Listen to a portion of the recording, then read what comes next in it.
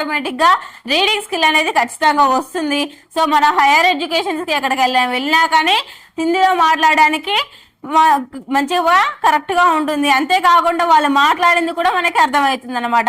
So మనకి ఒకవేళ మాట్లాడడం రాకపోయినా కానీ ఈ పదాలు తెలిస్తే ఖచ్చితంగా మనకి వాళ్ళు ఏమంటున్నారు, వాళ్ళు ఏ విధంగా పలుకుతున్నారు, ఆ వర్డ్ యొక్క మీనింగ్ ఏందనేది మనకి పర్ఫెక్ట్ గా అర్థమవుతుంది ఈ పదాలు నేర్చుకుంటే.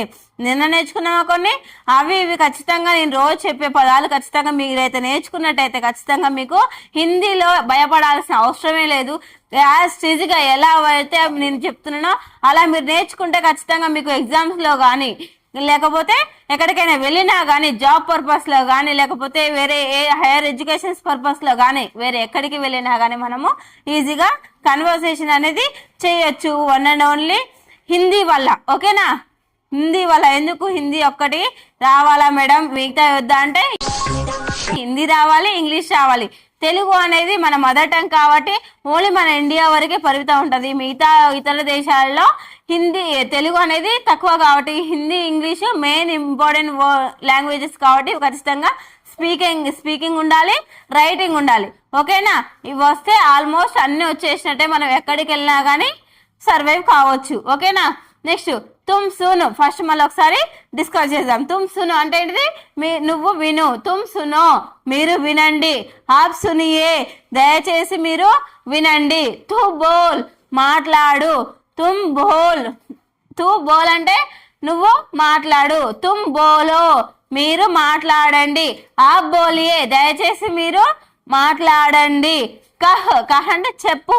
తు కహ్ నువ్వు చెప్పు. తుమ్ కహో మీరు చెప్పండి. ఆప్ కహియే దయచేసి మీరు చెప్పండి.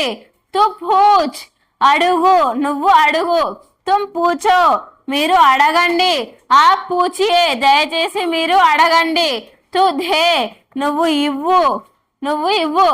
తుమ్ ధో మీరు ఇవ్వండి.